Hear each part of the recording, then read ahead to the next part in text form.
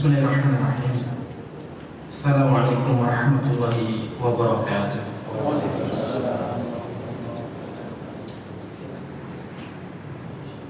Innal hamdalillah nahmaduhu wa nasta'inuhu wa nastaghfiruh wa na'udzu billahi min shururi anfusina wa min sayyiati a'malina.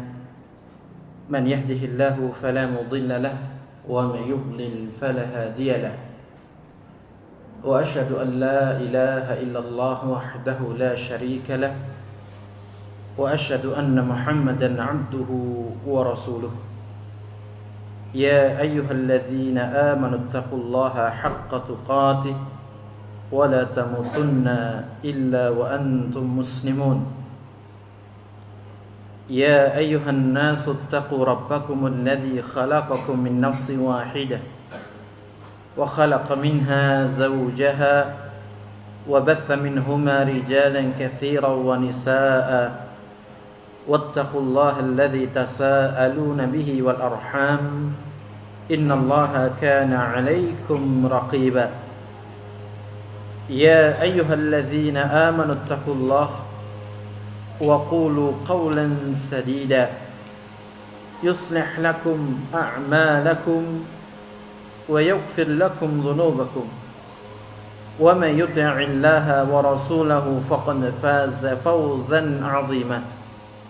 أما بعد فإن أصدق الحديث كتاب الله وخير الهدى هدى نبينا محمد صلى الله عليه وآله وسلم وشر الأمور محدثاتها وكل محدثة بدعة وكل بدعة ضلالة وكل ضلالة في النار. وبعد. Alhamdulillah, puji syukur kita panjatkan kepada Allah Subhanahu wa taala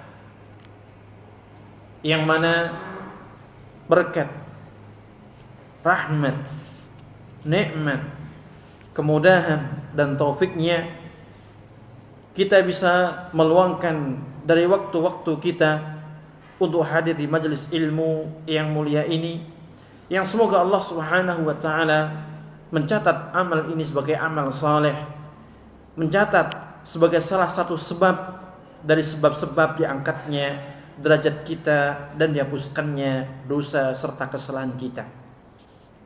Kedua kalinya salawat dan juga salam semoga senantiasa tercurahkan kepada baginda Nabi yang mulia Muhammad sallallahu alaihi wa alihi wasallam, kepada keluarga beliau, para sahabatnya, serta orang-orang yang senantiasa mengikuti tuntunan Rasulullah alaihi salatu wassalam, mengamalkan sunnahnya, menghidupkan sunnahnya, dan juga mendakwahkan sunnah-sunnah Rasulullah alaihi salatu wassalam. Para jamaah, Bapak Ibu sekalian yang berbahagia rahimani wa rahimakumullah. Insyaallah ta'ala pada kesempatan pagi yang baik ini kita akan membahas, mengkaji bersama sebuah masalah terkait dengan apa yang akan kita lalui khususnya di penghujung tahun Masehi ini. Tidak lain dan tidak bukan, yang kita maksudkan di sini adalah al-munkarat, kemungkaran yang ada di dalam hari besar umat Kristiani, yakni hari raya Natal dan perayaannya, serta kemungkaran-kemungkaran yang ada pada perayaan tahun baru Masehi. Bahasan ini sangat penting untuk kita ketahui bersama, mengingat ada beberapa hal yang sangat mendasar bertentangan dengan ajaran agama kita, yaitu agama Islam. Sehingga manakala kita sampai tidak mengetahui urusan yang paling dasar dari ajaran Islam, maka ini akan mengakibatkan fatal baik akan keimanan kita dan juga agama yang kita anut selama ini. Sebelum kita sampaikan bentuk-bentuk kemungkaran yang ada dalam perayaan hari Natal dan juga tahun baru, yang sebagian masyarakat kita kaum muslimin latah di dalam merayakannya. Perlu kita ketahui, setidaknya ada 3 hal yang paling mendasar yang tidak bisa diremehkan, dipandang sebelah mata, atau bahkan dihapuskan dari dada kita kaum muslimin.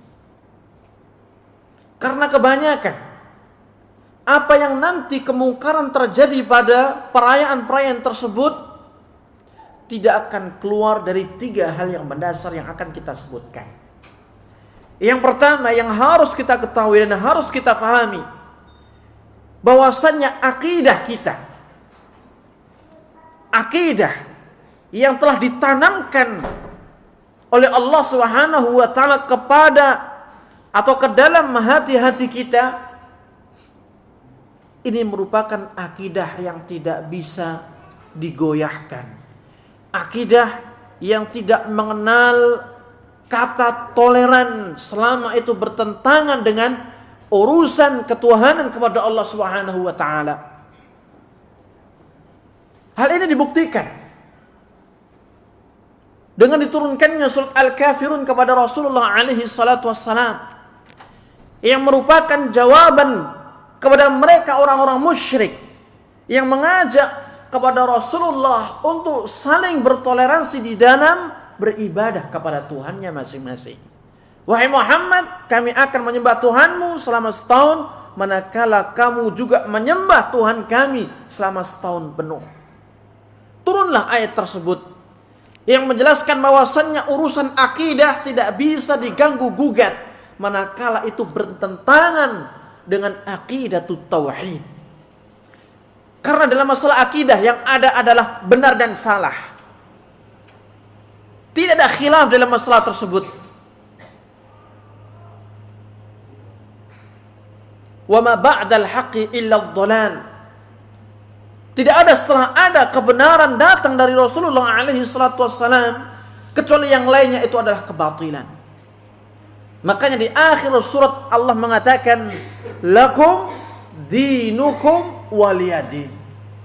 Bagi kalian agama kalian, akidah kalian, keyakinan kalian yang akan memasukkan kalian ke dalam neraka jahanam. Dan bagi kami adalah agama kami, akidah tauhid. Permasalahan yang akan kita hadapi nanti, khususnya dengan ucapan selamat Natal. Ini bukan hanya sebatas ucapan ma'asyiral muslimin, akan tetapi ini menyangkut masalah akidah. Manakala kita mengucapkan selamat Natal, berarti secara tidak langsung kita membenarkan bahwasannya hari itu lahirnya seorang anak Tuhan. Dan ini berseberangan dengan akidah tauhid kita yang mengatakan la ilaha illallah, tidak ada sesembahan yang berhak diibadahi kecuali hanyalah Allah Subhanahu wa taala. Jika ada yang mengatakan kami saja non muslim sering memberikan ucapan selamat hari raya Idul Fitri, selamat hari raya Idul Adha, mengapa Anda semua tidak mengucapkan balik kepada kami selamat hari Natal?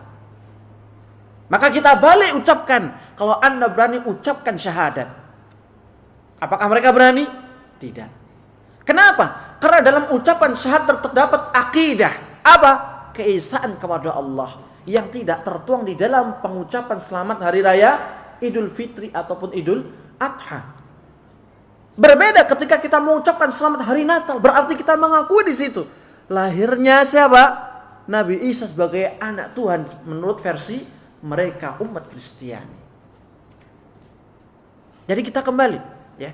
Urusan akidah ini merupakan harga mati. Bukan hanya NKRI saja Pak harga mati, tapi akidah keyakinan kita harus kita pegang sampai kita mati. Apabila kita kembali kepada sejarah Nabi kita yang mulia alaihi salatu wassalam, ketika mereka pembesar orang Quraisy datang kepada pamannya Abu Thalib untuk melobi keponakannya Muhammad agar meninggalkan dakwah Islam, dakwah tauhid. Apa yang diucapkan oleh Rasulullah? Ya ammi, wahai pamanku, seandainya mereka bisa meletakkan matahari di tangan kananku ini dan meletakkan rembulan di tangan kiriku hanya untuk meninggalkan dakwah tauhid, sekali-kali tidak akan aku pernah tinggalkan dakwah tersebut. Ini menunjukkan apa? Tekad yang bulat untuk selalu mendakwahkan tauhid, aqidatut tauhid kepada umatnya. Dan inilah maksud mengapa Nabi mengatakan demikian, karena tidak ada kebenaran kecuali yang datang dari Rasulullah alaihi salatu wassalam. Tidak ada kebenaran kecuali itu adalah aqidatut tauhid, mengesahkan Allah Subhanahu wa taala. Tidak ada sesembahan yang berhak diibadahi kecuali hanyalah Allah. Kemudian yang kedua, ma'asyiral muslimin, yang harus kita fahami itu adalah adanya dalam agama kita aqidatul wala wal bara, loyalitas dan juga berlepas diri. Apa itu loyalitas? Al-wala, loyalitas yang dimaksudkan di sini adalah hubbullah wa rasulih was sahabatu wal mu'minin al muwahhidin wa nusratuhum. Yang dimaksudkan dengan loyalitas dalam kaitannya urusan akidah adalah kecintaan kita kepada Allah, Rasulnya, para sahabat, orang-orang mukminin, ahli tauhid, dan membantu serta menolong mereka. Kebalikannya dari al-bara. Al-bara berlepas diri. Berlepas diri dari siapa? Orang-orang yang menyelisihi Allah dan Rasulnya. Para ulama mengatakan al-bara'ah wa bughdu man khalafa Allah wa rasulah was sahabata wal mu'minin al muwahhidin minal kafirin wal musyrikin wal munafiqin wal mubtadi'in. Yang artinya bahwasanya bara itu adalah bentuk kemurkaan kepada orang-orang yang menyelisih Allah dan Rasulnya, para sahabatnya, dan juga orang-orang mukminin ahli tauhid dari kalangan orang-orang kufur kepada Allah, orang-orang yang syirik kepada Allah, orang-orang munafik, bahkan ahli bid'ah pun. Ketika berbicara masalah akidah wala wal bara, kita kaum muslimin dituntut untuk mencintai Allah, Rasulnya, para sahabat khususnya, dan seluruh orang-orang yang beriman ahli tauhid. Menolong mereka, membantu mereka, sayang kepada mereka, iba kepada mereka. Dan manakala kita menjerumuskan diri latah di dalam urusan perayaan hari besar mereka, maka ini bertentangan dengan wala kita kepada Allah dan Rasulnya serta kaum muslimin. Mengapa demikian? Kita melihat mereka adalah orang-orang yang kufur kepada Allah Subhanahu wa taala, yang tidak mau beriman kepada Allah dan Rasulnya. Kalau seandainya mereka beriman, pasti mereka masuk agama Islam, mengikrarkan kalimatut tauhid, la ilaha illallah. Sehingga dikatakan mereka adalah orang yang menyelisih Allah dan Rasulnya. Maka apakah pantas kita mengikuti mereka? Terlebih mencintai mereka, menampakkan syiar-syiar mereka, mengucapkan ucapan hari besar mereka? La. Yang ada bagi kita adalah bughduhum, memurkai mereka karena tidak beriman kepada Allah Subhanahu wa taala. Manakala kita mendapati diri kita ikut-ikutan dalam masalah pengucapan, baik itu hari raya Natal ataukah tahun baru, berarti akidah wala dan bara kita dipertanyakan. Bisa jadi kita sebagai orang munafik. Kenapa? Karena kita tidak memberikan hak akidah wal wala dan bara kepada yang berhak. Kita lihat orang-orang munafik pada zaman Nabi yang mulia alaihi salatu wassalam. Kecintaan mereka kepada kaum mukminin amat sangat rendah, bahkan tidak ada.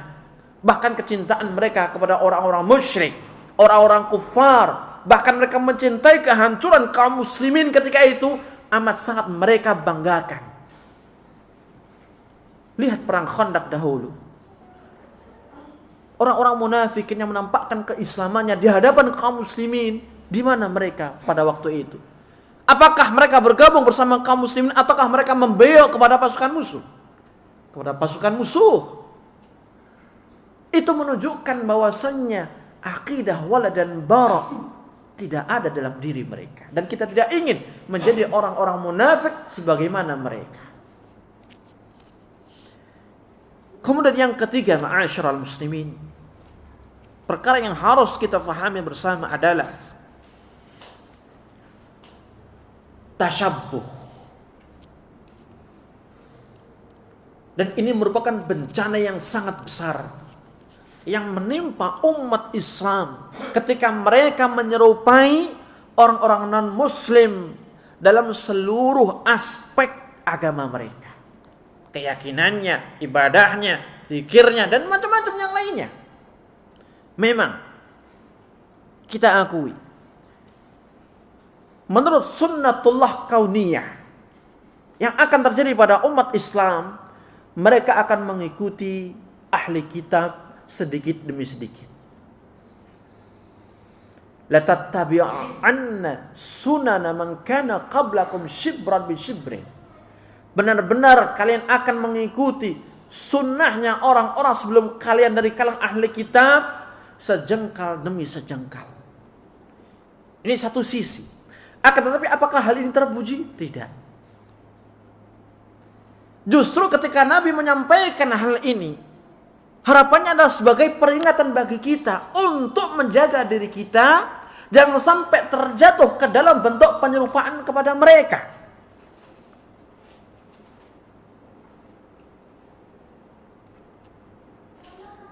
Bahkan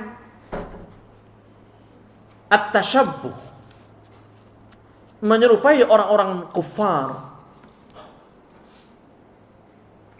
atau yang lainnya, ini merupakan sumber penyimpangan dan kesesatan yang ada dalam agama kita.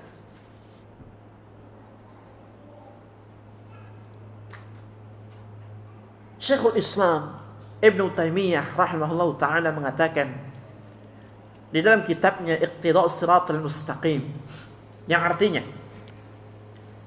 telah jelas bagi anda bahwa sebab hilangnya agama dan syariat Allah dan munculnya kekufuran dan maksiat adalah tasyabbuh, menyerupai orang-orang kafir. Sebagaimana sebab dari segala kebaikan adalah menjaga sunnah para nabi dan syariat mereka.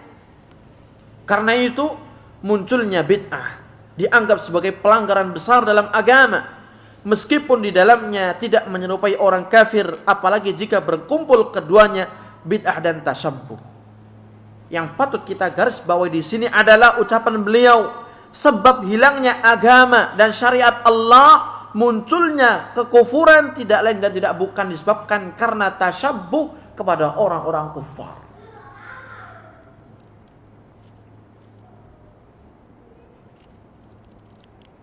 Apabila kita berbicara terkait dengan perayaan-perayaan, berapa banyak umat Islam yang menyerupai orang-orang kufar di dalam merayakan beberapa hari-hari besar Islam.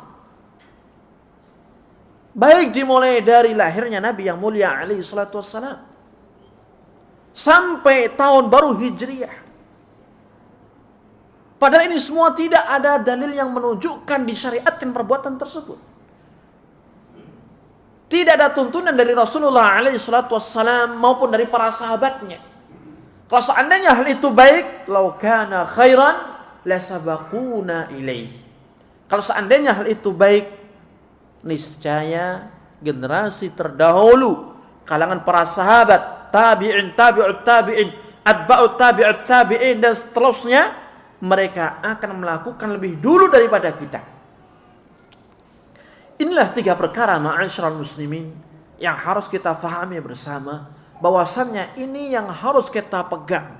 Jangan sampai kita gadaikan akidah kita. Jangan sampai kita buang wala dan barok kita hanya untuk mendapatkan duniawi, pekerjaan, gaji atau bonus akhir tahun. Tidak. Demikian pula haruslah kita berhati-hati dan sikap bertasyabuh kepada orang-orang kufar dan yang lainnya. Kemudian di sini kita akan sebutkan beberapa bentuk kemungkaran ya, yang kebanyakan terjadi di kalangan masyarakat kita kaum muslimin, khususnya ketika datang tanggal 25 Desember. Apakah benar tanggal 25 Desember itu merupakan hari dilahirkannya Nabi Isa alaihissalam?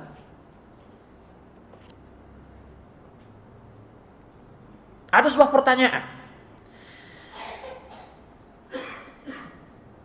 Apakah benar pada tanggal 25 Desember setiap tahunnya itu adalah hari dilahirkannya Nabiullah Isa bin Maryam alaihissalam?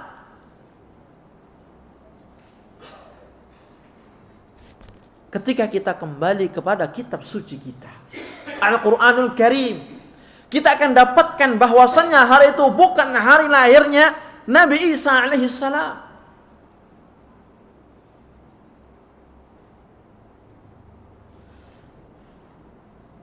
Coba kita lihat surat Maryam ayat yang ke-23.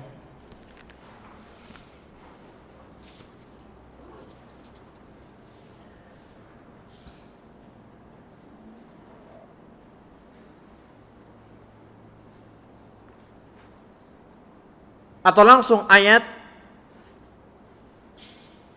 yang ke-25 yang merupakan ayat yang menjelaskan kepada kita ya, detik-detik bagaimana Maryam melahirkan putranya Isa bin Maryam alaihi salam. Di situ Allah Subhanahu wa taala mengatakan, A'udzu billahi minasyaitonir rajim. Wa huzzi ilayki bijid'in nakhlati tusaqit 'alayki rutaban janiyya. Dan goyanglah pangkal pohon kurma itu ke arahmu. Niscaya pohon itu akan menggugurkan buah kurma yang masak kepadamu. Baik, kita cukupkan satu ayat ini. Di dalam ayat yang mulia ini terdapat petunjuk yang menjelaskan kepada kita bahwasannya hari dilahirkan Nabi Isa bukan tanggal 25 Desember. Kenapa? Di dalam ayat tersebut Allah Subhanahu wa taala memerintahkan Maryam untuk menggoyang pangkal pohon kurma sehingga jatuh kurma-kurma muda. Tayyib. Di sini Allah Subhanahu wa taala mengisyaratkan bahwasannya waktu lahirnya Nabi Isa alaihi salam itu adalah musim di mana pohon-pohon kurma mulai mematangkan rutobnya. Artinya itu adalah masuk musim panas. Sedangkan yang terjadi pada tanggal 25 Desember ini, apakah musim panas ataukah musim dingin? Musim dingin. Makanya hari Natal itu identik dengan pohon cemara, bukan pohon kurma. Ya. Kemudian dilambangkan dengan ada bintang-bintang. Mana mungkin ada bintang ketika turun salju? Mungkin tidak. Tidak mungkin. Sebagaimana ketika mendung di atas sana tidak mungkin kelihatan apa? Bintang dan bulan. Apalagi dengan jelas ya, di dalam ayat tersebut Allah menunjukkan musim di mana Maryam melahirkan Isa itu adalah musim panas, bukan musim dingin. Dari sejarah pun ya, ternyata terdapat penyimpangan. Walaupun sebagian besar mereka yang awamnya meyakini hari itu adalah hari lahirnya Nabi Isa. Nah, dari sini kita mengetahui akan kebatilan apa? Keyakinan mereka.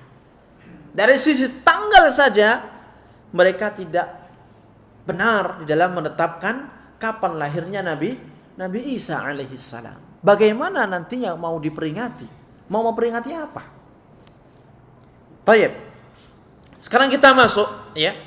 Di antara bentuk kemungkaran ya yang terjadi dalam kalangan kaum muslimin yang erat kaitannya dengan peringatan dan perayaan Natal, yang pertama adalah mengucapkan baik secara lisan ataukah tulisan selamat hari Natal kepada umat Kristiani. Ini adalah kemungkaran yang fatal. Kenapa fatal? Karena ini menyangkut masalah akidah. Seperti yang kita sampaikan di muka tadi, ini bukan sebatas perangkaian kata selamat hari Natal. Akan tetapi ini masalah yang sangat fatal, yaitu masalah akidah yang menyangkut keimanan seorang muslim. Ketika seorang mengucapkan atau menuliskan selamat Natal kepada temannya, saudaranya, atau bahkan bosnya, ya, berarti di sini secara tidak langsung dia meyakini hari itu adalah hari dilahirkannya Nabi Isa alaihissalam. Padahal tidak demikian. Bukan hari itu. Yang kedua, dia meyakini bahwasanya hari itu adalah hari lahirnya anak Tuhan. Dan itu adalah kesyirikan yang amat sangat nyata sekali. Bukan hanya permainan dan pengolahan kata-kata, akan tapi ini menyangkut masalah akidah umat Islam, akidah kita, akidah tauhid. Makanya para ulama sepakat diharamkannya mereka kaum muslimin untuk mengucapkan selamat Natal kepada umat Kristiani.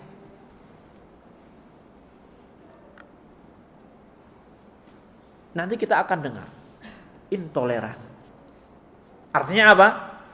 Tidak toleransi dengan umat beragama yang lain. Kita katakan, benar, kita tidak mau toleransi terkait urusan akidah. Urusan dasar keimanan kita. Karena Islam mengajarkan akidah itu dipegang harga mati. Tidak boleh digadaikan. Adapun toleransi dalam bentuk yang lainnya, urusan duniawi, nah, Islam mengajarkan kepada kita. Bahkan para ulama mengatakan,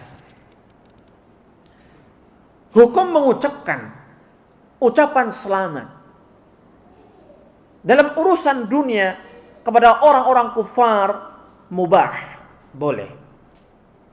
Selamat, Anda sudah menikah.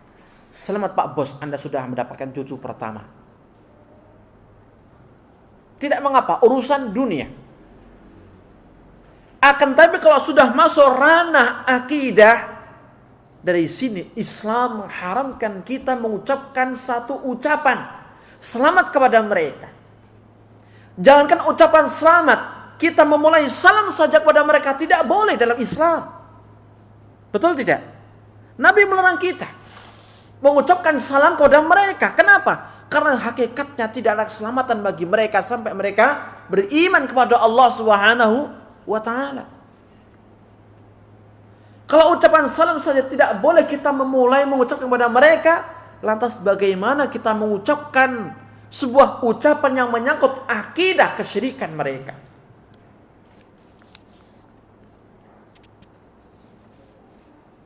Kemudian kemungkaran berikutnya yang kedua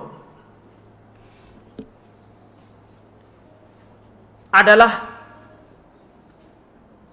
mengenakan atribut khas perayaan Natal. Entah nanti pakai topi apa itu namanya? Topi bakul kacang itu apa? Ya, kelas-kelas apa? Center class. Ya, dan ini sangat disayangkan. Mereka yang jahil, yang awam dalam masalah agama, khususnya mereka muda-muda yang mereka bekerja, yang bosnya orang-orang Kristiani, entah itu Alfamaret, Indomaret atau misalnya, ya, disuruh untuk memakai topi seperti itu, mereka mau. Bahkan, ya, lebih dari itu, mereka mau. Kenapa? Takut, khawatir kalau resign dari pekerjaannya. Ini menunjukkan lemahnya iman dan jahilnya urusan agama dia. Menjual din hanya untuk dunia, menggadaikan akidah hanya untuk dapat rupiah.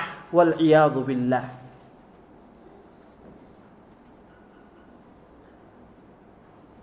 Apakah tidak boleh Ustaz mengenakan hal itu? Tidak boleh, haram hukumnya. Mengapa? Karena ini menunjukkan loyalitas kepada mereka. Yang seharusnya kita menunjukkan rasa murka, benci karena kekufuran mereka kepada Allah. Namun mengapa kita memakai pakaian itu semua? Bukankah itu menunjukkan cinta kepada mereka? Iba kepada mereka? Makanya para ulama ketika ditanya terkait dengan bagaimana hukum mengenakan atribut khas perayaan Natal, maka mereka menjawab, haram hukumnya bagi kaum muslimin. Lebih baik dia dipecat dari pekerjaannya daripada dia mengenakan atribut tersebut. Karena yang memberi rezeki itu adalah Allah, bukan juragannya, bukan bosnya.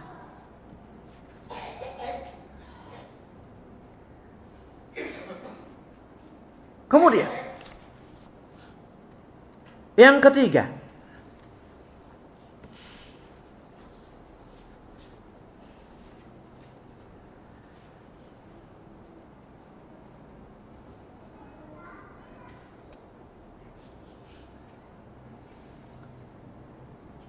adanya bid'ah yang muncul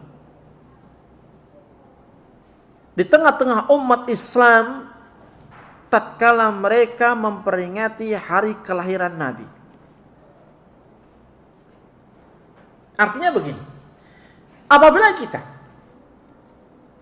latah ikut merayakan, ya, hari Natal tersebut, berarti kita telah membuat bid'ah dalam masalah perayaan lahirnya Nabi. Sekarang muncul sebuah pernyataan. Bagaimana mungkin perayaan kelahiran seorang Nabi dikhususkan hanya kepada Nabi Isa? Mengapa tidak nabi-nabi yang lainnya juga dirayakan? Kalau seandainya itu benar, boleh. Dalam urusan apa? Agama secara umum. Maka mengapa hanya Nabi Isa saja yang ikut dirayakan? Nabi Nuh tidak dirayakan? Nabi Ibrahim lahirnya tidak dirayakan? Ya. Bahkan ulama sepakat tidak ada yang tahu tanggal berapa, hari apa, ya, tepatnya seluruh para nabi itu dilahirkan. Kenapa? Karena ketika sesosok nabi dan rasul ketika terlahir di dunia, masyarakat menganggapnya dia adalah bayi biasa, sehingga tidak digubris, ya, tidak diamati, tidak dihafal tanggalnya, harinya dia dilahirkan. Bahkan lahirnya Nabi kita Muhammad alaihi salatu wassalam, para ulama berbeda pendapat menjadi sekian ucapan, ya. Ada yang mengatakan 12 Rabiul Awal, ada yang mengatakan 10, ada yang mengatakan 8, macam-macam. Mengapa? Karena memang secara asal tidak ada seorang pun masyarakat Arab yang melihat tanggal lahirnya Muhammad ketika itu terlahir menjadi seorang bayi manusia biasa. Nah, kalau seandainya kita latah di dalam merayakan perayaan Natal, yang artinya adalah kelahirannya Nabi Isa sebagaimana versi mereka, berarti kita telah terjun membuat ajaran baru dan perbuatan baru secara umum dalam masalah agama ini. Kalau memang secara asal tidak diajarkan untuk memperingati hari kelahiran Nabi siapapun itu. Kemudian yang keempat, di dalam merayakan hari besar Natal ini, itu terdapat kesyirikan dan kekufuran. Terdapat kesyirikan dan kekufuran. Di mana letak kesyirikannya?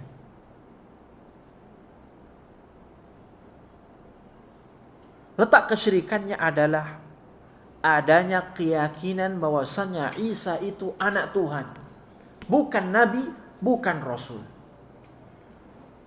Wa hadza 'ainu syirki billah. Dan ini merupakan kesyirikan kepada Allah. Allah mengatakan lam yalid wa lam yulad. Allah tidak beranak dan juga tidak diperanakkan. Ketika dikatakan Allah memiliki anak Isa alaihissalam sebagai penebus dosa, maka ini jelas bertentangan dengan ayat tadi. Kitab suci kita mengatakan lain. Allah Maha Esa tidak punya anak, tidak punya bapak, tidak punya ibu, apalagi cucu. Lah. Terdapat kekufurannya. Kenapa? Karena mereka tidak mau beriman kepada Allah, tidak mau beriman kepada Nabi Muhammad sallallahu alaihi wasallam.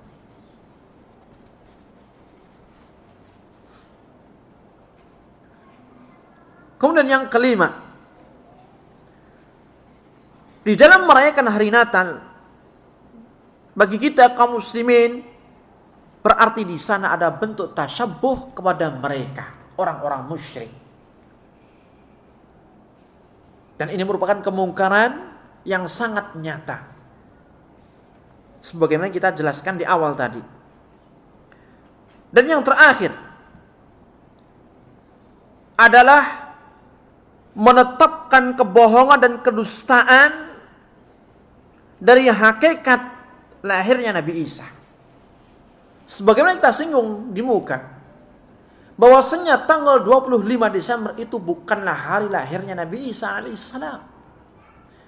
Manakala kita latah merayakannya, berarti kita menguatkan kebohongan dan kedustaan tersebut atas nama Nabi Isa alaihissalam.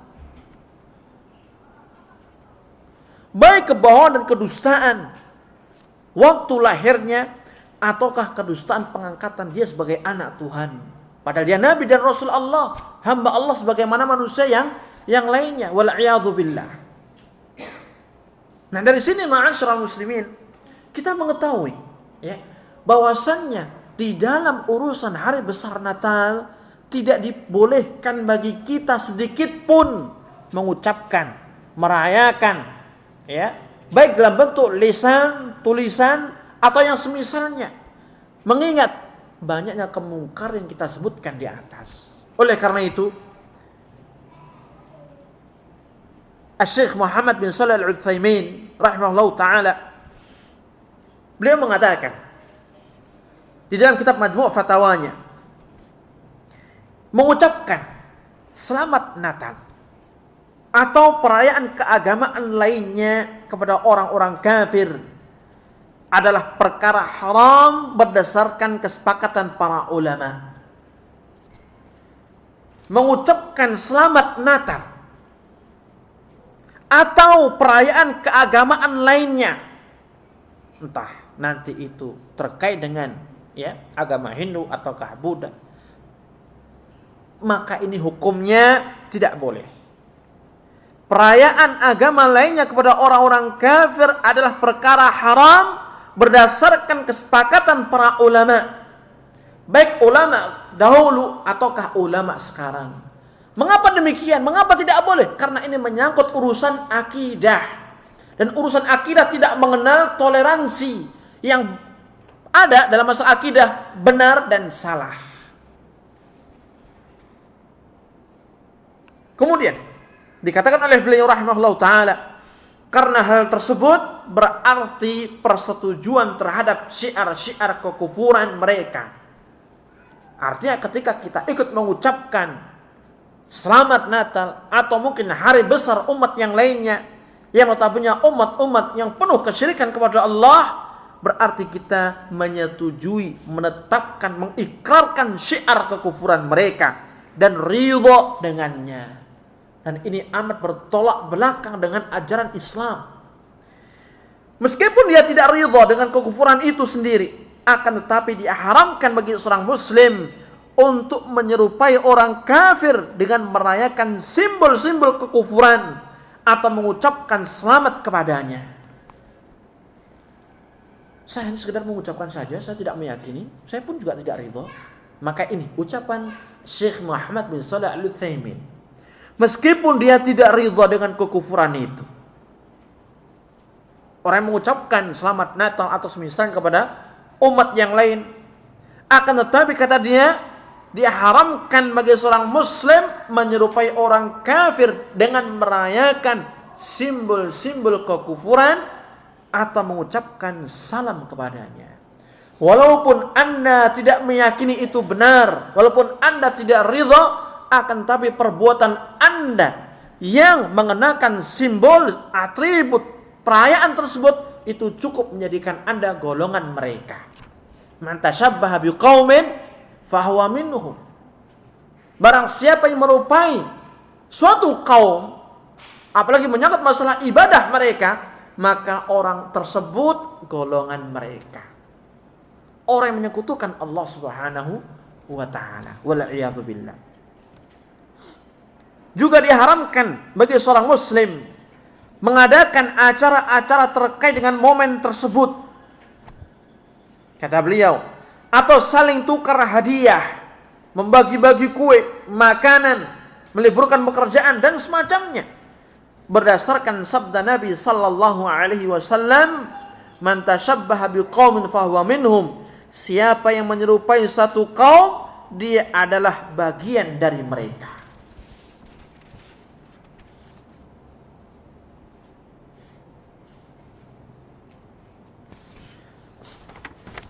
Kemudian, ketika berbicara masalah hari Natal, pasti itu identik dengan tahun baru. Nah, sekarang kita akan masuk pada masalah perayaan-perayaan terjadi di penghujung tahun Masehi atau tahun baru Masehi. Sebelum kita sampaikan bentuk-bentuk kemungkaran yang ada di dalamnya, perlu kita ketahui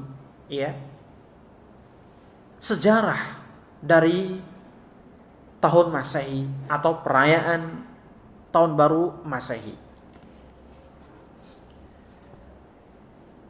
Tahun baru Masehi pertama kali dirayakan dahulu pada tahun 45 sebelum Masehi, tepatnya pada tanggal 1 Januari.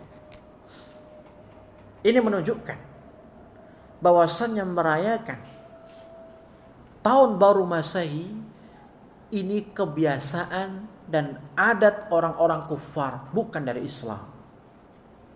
Karena Islam belum ada pada waktu itu. Kemudian ahli sejarah mengatakan dalam penanggalan bulan-bulan Masehi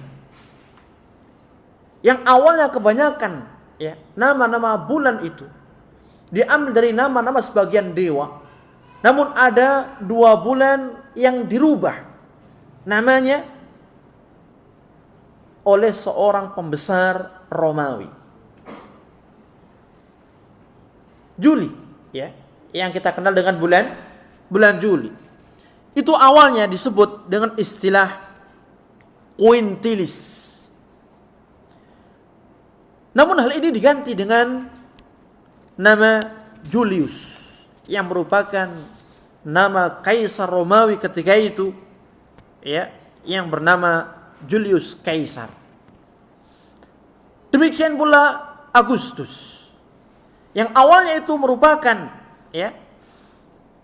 nama bulan yang disebut dengan istilah Sextilis, kemudian dirubah menjadi August, dan August ini merupakan nama kaisar yang menggantikan Kaisar Julius Kaisar tadi.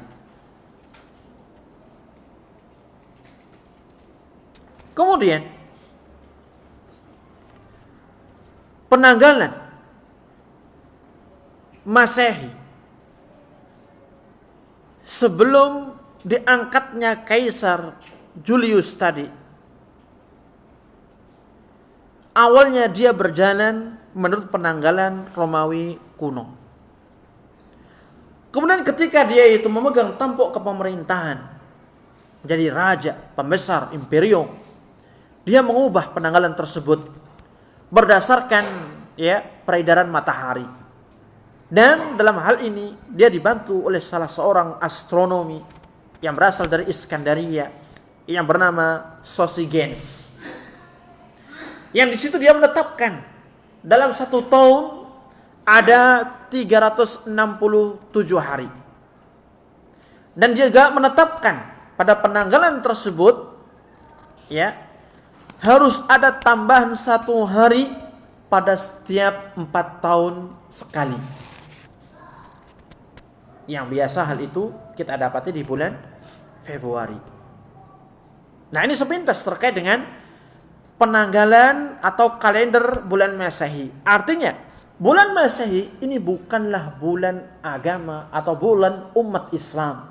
Akan tetapi ini bulannya mereka orang-orang Romawi kuno. Kemudian,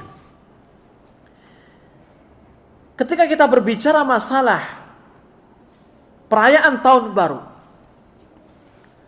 semenjak dirubahnya penanggalan tersebut, maka pada setiap pergantian tahun itulah dirayakan oleh pembesar-pembesar Romawi. Pada setiap tahunnya. Terus berjalan bahkan sampai zaman kita sekarang. Di sisi yang lain, sebagian kalangan, baik dari yang Romawinya, Yunaninya, atau kan bangsa-bangsa yang lain, mereka memiliki sebuah keyakinan di dalam merayakan tahun baru Masehi mereka. Contohnya adalah mereka bangsa Romawi kuno. Ketika terjadi pergantian tahun, yang mereka lakukan dalam hal merayakan pergantian tahun tersebut adalah satu sama lain saling memberikan potongan dahan pohon suci yang mereka kenal. Potongan daun pohon suci. Yang dimaksudkan dalam hal ini adalah menghormati dewa Janus, yang mereka anggap sebagai dewa pintu dan semua permulaan hidup. Yang digambarkan dengan sesosok patung yang bermuka dua. Satu menghadap depan, satu menghadap belakang. Ini menunjukkan bahwasanya perayaan tahun baru Masehi ini ada kaitannya dengan keyakinan orang-orang Romawi kuno khususnya. Ketika terjadi pergantian tahun, mereka saling menghadiahkan, saling memberi daun dari pohon-pohon suci yang mereka anggap suci. Yang mereka yakini ini adalah permulaan yang baik. Semoga dewa Janus memberikan keberkahan dalam hidupnya masing-masing. Ini akidah kesyirikan yang bertentangan dengan Islam. Ini untuk contoh yang pertama. Contoh yang kedua, bangsa Yunani. Di dalam perayaan tahun baru mereka menebar buah delima yang kita kenal itu, di berbagai macam tempat, entah di pintu rumah mereka, di kantor mereka, tempat jualan mereka, di pasar mereka, yang diyakini sebagai lambang kesuburan dan kesuksesan. Itu yang dilakukan oleh umat Yunani. Dan itu merupakan apa? Kesyirikan kepada Allah Subhanahu wa taala. Meyakini adanya kebaikan, kemakmuran, kesejahteraan dengan menebar buah buah delima atau biji delima. Kemudian contoh yang ketiga adalah orang-orang yang berada di wilayah Brazil, ya. Mereka merayakan tahun baru mereka dengan menaburkan bunga di laut, mengubur mangga, pepaya, semangka di seluruh pesisir pantai. Ini semua mereka lakukan dalam rangka menghormati dewa yang dikenal dengan Dewa Lemanja, yang mereka yakini sebagai dewa laut menurut legenda mereka. Ini juga menunjukkan perayaan tersebut identik dengan apa? Kesyirikan. Sedangkan bagi umat Kristiani, mereka menjadikan perayaan ini, yaitu tahun baru, sebagai perayaan suci dan menjadikannya satu paket yang tidak bisa dipisahkan dengan hari Natal. Dan itu kita saksikan bersama. Natal sama tahun baru jadi satu, tidak bisa dilepas. Sehingga apa? Ini termasuk perayaan mereka. Intinya, bahwasannya di dalam merayakan tahun baru ini adalah ciri khas serta kebiasaan orang-orang yang melakukan kesyirikan kepada Allah Subhanahu wa taala. Baik zaman dahulu maupun sampai sekarang ini. Nah, apakah kita umat Islam akan latah untuk memperingati, merayakan pergantian tahun? Jika demikian, apa bedanya kita dengan mereka?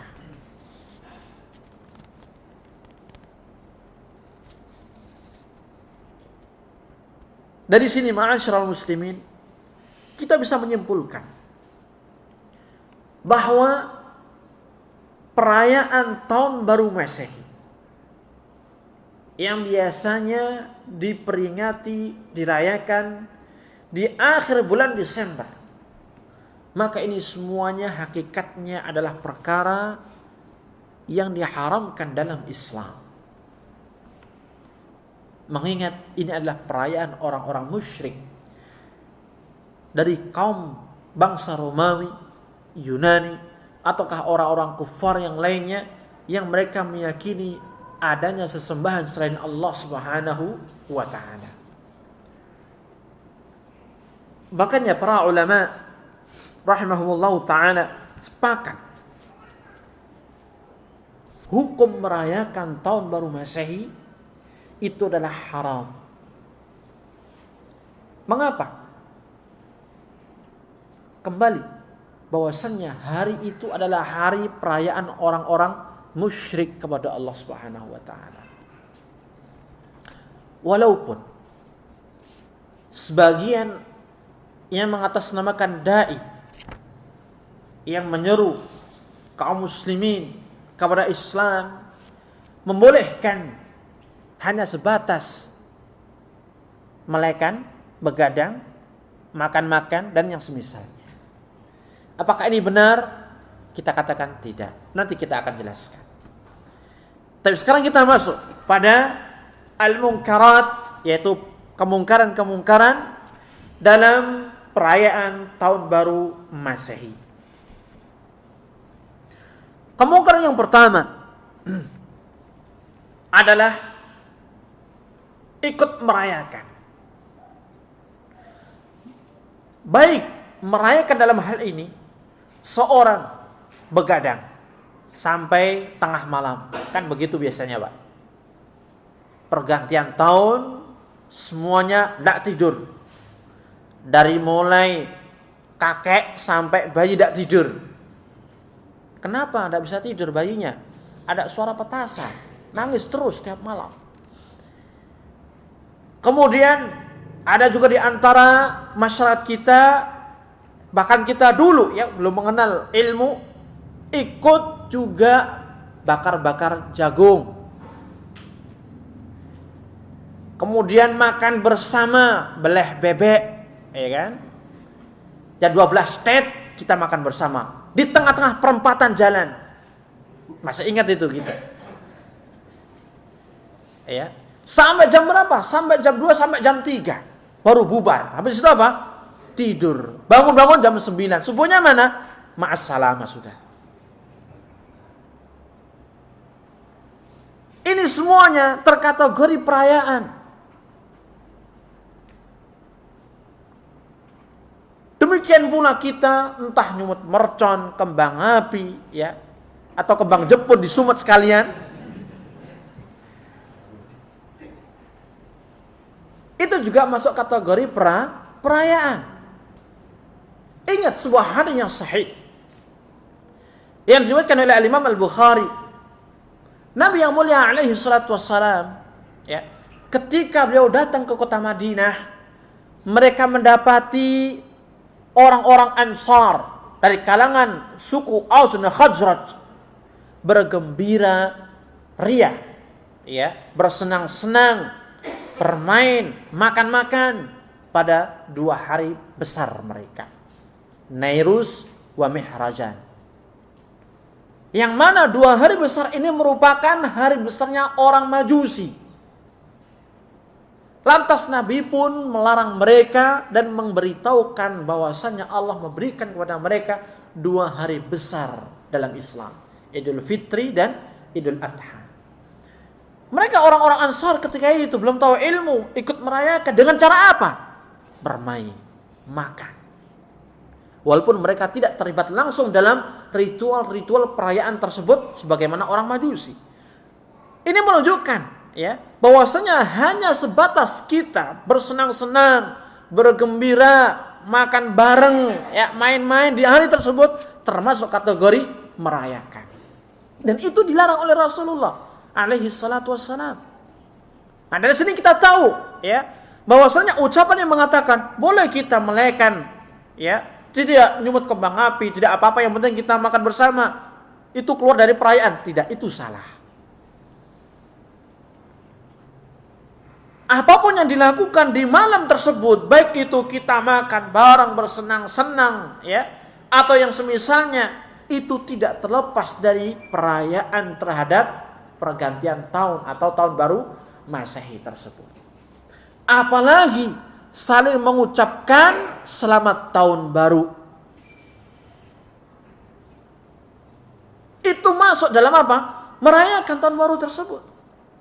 Happy New Year misalnya, ya. Dan itu dilarang dalam agama kita.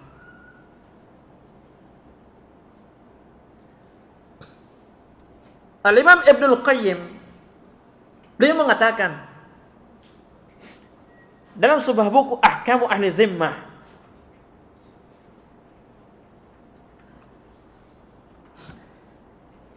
adapun memberi ucapan selamat pada syiar-syiar kekufuran yang khusus bagi orang-orang kafir adalah sesuatu yang diharamkan berdasarkan ijma' para ulama. Ya, memberi ucapan selamat pada syiar-syiar kekufuran yang khusus bagi orang-orang kufar, sesuatu yang diharamkan berdasarkan ijma' para ulama. Nah, tahun baru, ya, sebagaimana yang kita sampaikan, ya, sejarahnya tadi, berapa banyak bangsa-bangsa dahulu mereka merayakannya yang sesuai dengan ritual keyakinan mereka, yang saling mengucapkan antara satu dengan yang lain selamat tahun baru. Nah, manakala kita kaum muslimin, ya, memberikan ucapan selamat yang berarti itu kita mengikuti dan menampakkan syiar kekufuran mereka, maka dalam hal ini kita terjatuh ke dalam perbuatan yang diharamkan dalam agama.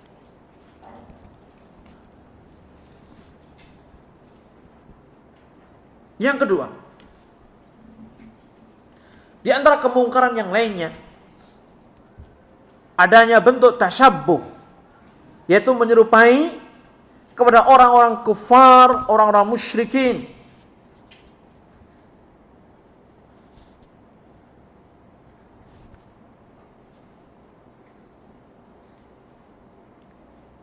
Ketika kita merayakan dengan menyalakan kembang api tadi, di sana terdapat apa? Penyerupaan. Kepada siapa? Orang-orang Majusi. Secara khusus. Dan secara umum menyerupai sebuah bangsa yang ibadahnya bukan kepada Allah, yang identik dengan apa? Petasan, kembang api, dan semisalnya.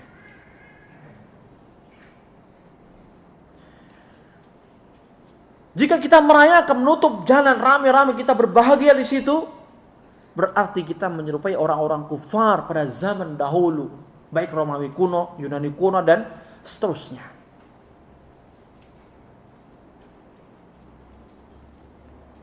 Dan sebagaimana kita ketahui, ya, bahwasannya urusan tasyabbuh di sini adalah merupakan kemungkaran yang sangat nyata, karena Nabi mengatakan man tasyabbaha biqaumin fahuwa minhum.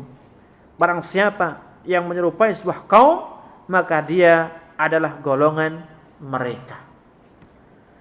Apakah kita mau hanya satu malam kita menjadi orang musyrik kepada Allah Subhanahu wa taala hanya karena ikut merayakan itu semua? Ya, kalau seandainya kita bisa bertaubat, kalau seandainya kita mati di malam itu, apa yang terjadi?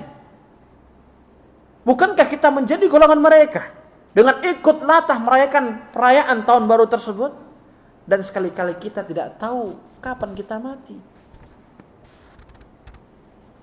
Ini yang harus kita jaga diri kita. Jangan sampai kita menyanyiakan usia kita kepada perkara-perkara yang tidak baik, bahkan yang haram ke dalam agama Islam. Kemudian yang ketiga, di antara bentuk kemungkaran yang ada dalam perayaan tahun baru Masehi adalah adanya bentuk loyalitas kepada orang-orang non-muslim.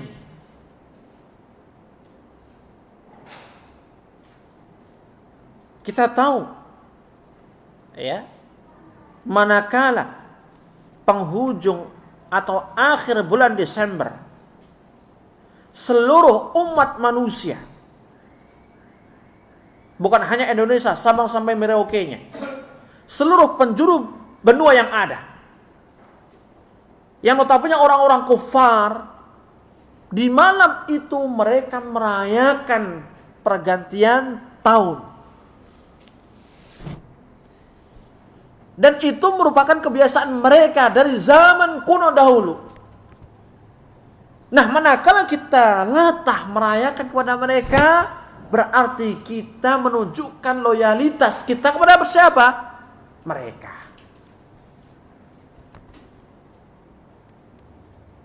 Kita meridhai, kita mengiyakan bahwa perayaan ini benar, padahal diharamkan dalam Islam. Yang seharusnya kita diperintah untuk benci, murka kepada mereka, orang-orang kufar, namun dengan kita merayakan, berarti kita sayang kepada mereka. Di sini, ya, kita dituntut untuk bersikap jujur di dalam masalah loyalitas kepada Allah, Rasulnya, dan orang-orang yang beriman. Allah Subhanahu wa ta'ala mengatakan, ya ayyuhalladzina amanu la tattakhidhu aduwwi wa aduwwakum awliya tulquna ilaihim bil mawaddah wa qad kafaru bima ja'akum minal haqq. Wahai orang-orang yang beriman, janganlah kalian mengambil musuhku dan musuh kalian sebagai wali-wali, pelindung-pelindung kalian yang kalian, ya, berikan kasih sayang kalian, kecintaan kalian kepada mereka, padahal mereka telah mengkufuri kebenaran yang datang kepada mereka. Ayat yang mulia ini, ya, merupakan cambuk bagi kita untuk betul-betul menegakkan iman dalam hati kita. Artinya kalau kita betul-betul beriman kepada Allah, putus hubungan cinta sayang kepada mereka. Kenapa? Karena mereka kufur kepada Allah Subhanahu wa ta'ala, dari kebenaran yang telah sampai kepadanya. Bagaimana mungkin kita mencintai, menyayangi orang yang mengkufuri Allah Subhanahu wa ta'ala, sedangkan kita yakin Allah adalah Tuhan kita, sesembahan kita, yang menciptakan kita, yang memberi rezeki kita, dan mengatur seluruh urusan kita semuanya.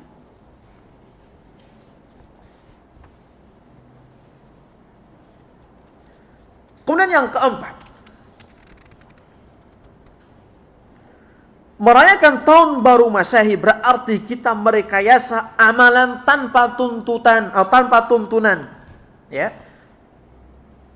Merekayasa membuat-buat amalan tanpa tuntunan. Entah nanti dalam bentuk makan bersama yang diujubkan dengan doa-doa, ya, kirim doa atau yang semisalnya yang dikemas dengan nuansa Islami dan aroma Islami. Maka ini berarti kita merekayasa membuat-buat amalan yang tidak ada tuntunannya dari Nabi yang mulia alaihi salatu wassalam. Apakah ini baik? Tidak. Kalau seandainya itu baik, pasti diajarkan oleh Nabi yang mulia alaihi salatu wassalam. Islam telah sempurna, tidak mungkin ada satupun kebaikan tersembunyi dari Rasulullah alaihi salatu wassalam.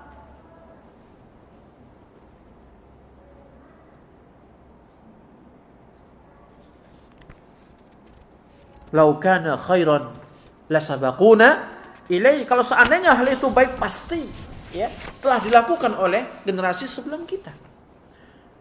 Nabi dahulu apakah merayakan pergantian tahun baru Masehi? Jangan tahun baru Masehi, tahun baru Hijriah pun Nabi tidak merayakan. Kalau ada yang mengatakan Nabi merayakan, hendaknya dia mendatangkan dalil hari yang sahih. Para sahabat merayakan? Tidak. Jangankan tahun baru Masehi, Hijriah pun tidak dirayakan oleh mereka para sahabat. Para tabi'in demikian, tabi'ut tabi'in demikian, atba'ut tabi'ut tabi'in pun juga demikian. Tidak ada satupun mereka yang mengikuti jejak generasi salaf yang merayakan tahun baru Masehi ataukah tahun baru Islam. Karena memang pada dasarnya tidak ada tuntunannya dari Nabi yang mulia alaihi salatu wassalam. Kalau dalam intern kita saja merayakan tahun baru Hijriah, pergantian tahun baru Hijriah ini saja tidak ada tuntunannya, maka bagaimana kita merayakan tahun barunya orang-orang kufar? Penanggalan kita adalah Hijriah, bukan Masehi.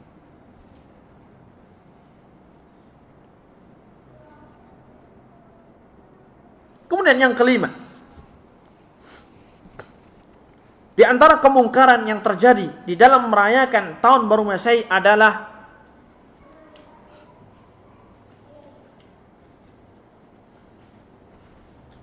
meninggalkan salat wajib. Dan ini bisa disurvei.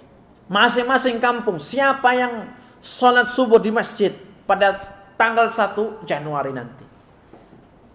Berapa gelintir orang? Paling muadzin sama imam aja. Atau mungkin ya kakek-kakek sudah sepuh. Namun kaulah muda-mudinya kemana? Pada tidur semua. Kenapa? Capek merayakan tahun baru Masehi. Padahal di dalam urusan meninggalkan salat, ini urusan yang sangat besar di sisi Allah Subhanahu wa ta'ala. Bahkan salat itu adalah barometer kesalehan atau kebahagiaan seseorang dunia dan akhiratnya. Salat amalan yang pertama kali nanti ditanya oleh Allah Subhanahu wa ta'ala. Sebagaimana Nabi mengatakan, inna awwala ma yuhasabu bihil abdu min amalihi as-salah. Sesungguhnya pertama kali nanti pada hari kiamat yang akan dihisab dari seorang hamba dari amalnya adalah salat. Fa idza salahat faqad aflaha wa anjah. Apabila salatnya itu bagus, ya kerjakan dengan sesuai aturan, tepat waktu, maka sungguh dia akan mendapatkan kebahagiaan dan kemenangan. Jika tidak, Nabi mengatakan faqad khasira wa khaba. Jika tidak demikian, jika salatnya itu sering ditinggalkan bolong-bolong, salat namun hanya 1 menit tidak tahu dia baca apa, maka sungguh dia celaka, menjadi orang yang merugi. Belum lagi mulai dari persiapan sore, tidak sholat maghrib, tidak sholat isya, Hanya untuk apa? Menunggu jam 12 malam tepat. Dikorbankan sholatnya. Dan ini tidak sedikit, banyak dari kalangan kita kaum muslimin. Padahal orang meninggalkan sholat dengan sengaja. Jika dia masih meyakini wajibnya sholat, dia terjatuh dalam kabair, dosa besar. Ya, sebagaimana dijelaskan oleh Al-Imam Az-Zahabi dalam kitabnya Al-Kabair, meninggalkan sholat adalah dosa besar yang kedua setelah asyirku billah. Jika dia meyakini bolehnya meninggalkan sholat, kufur dia. Karena para ulama, ya, berdasarkan hadis Nabi yang mulia alaihi salatu wassalam yang mengatakan, al-ahdu alladhi bainana wa bainahumus shalah faman tarakaha faqad kafar. Ya, perjanjian antara kami dengan mereka orang-orang kufar adalah salat. Yang membedakan antara kita muslim tidaknya adalah salat. Barang siapa yang meninggalkan salat maka sungguh dia telah kufur. Para ulama mengatakan orang yang meninggalkan salat karena keyakinan ditinggalkan salat itu boleh, maka dia telah kufur dari agama. Mengapa? Karena dia mengganti keyakinan yang seharusnya wajib salat itu yang ada dalam hatinya, mengganti dengan keyakinan boleh atau bahkan apa? Tidak wajib. Ketika berbicara keyakinan, itu erat kaitannya dengan iman. Karena iman itu apa? Keyakinan dalam hati yang diwujudkan oleh lisan dan amal perbuatan kita. Al-Imam Ibnul Qayyim mengatakan, kaum muslimin, yakni para ulama, tidaklah berselisih pendapat bahwa meninggalkan sholat wajib dengan sengaja termasuk dosa besar yang paling besar, dan dosanya lebih besar dari dosa membunuh, merampas harta orang lain, berzina, mencuri, dan minum minuman keras. Parah, fatal akibatnya. Ya, dosanya melebihi orang mabuk, melebihi orang merampas harta orang lain, melebihi besar dosa zina, mencuri, bahkan sampai membunuh. Kemudian beliau mengatakan, orang yang meninggalkan salat akan mendapat hukuman dan kemurkaan Allah serta mendapatkan kehinaan dunia dan akhirat. Apakah kita ingin menggadaikan urusan akhirat hanya untuk bersenang-senang satu malam? Namun kita korbankan kehidupan kita karena meninggalkan salat yang Allah wajibkan kepada kita. Wal'iyadzu billah.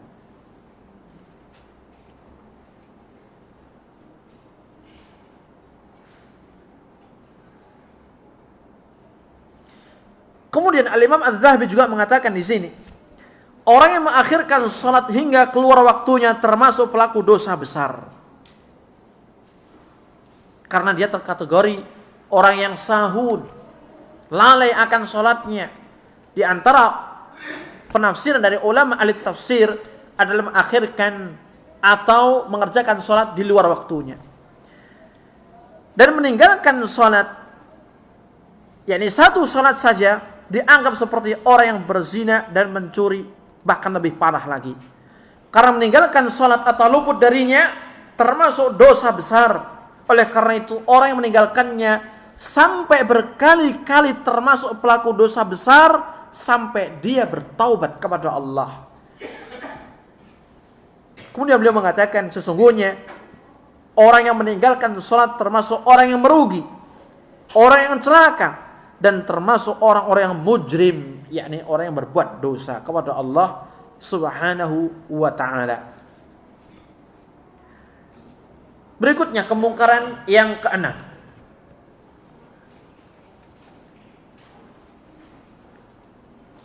Adalah begadang tanpa ada hajat dan maslahat. Dan ini fakta. Ya. Setiap tahun mereka yang merayakan pergantian tahun atau merayakan tahun baru Masehi, pasti mereka menghabiskan malamnya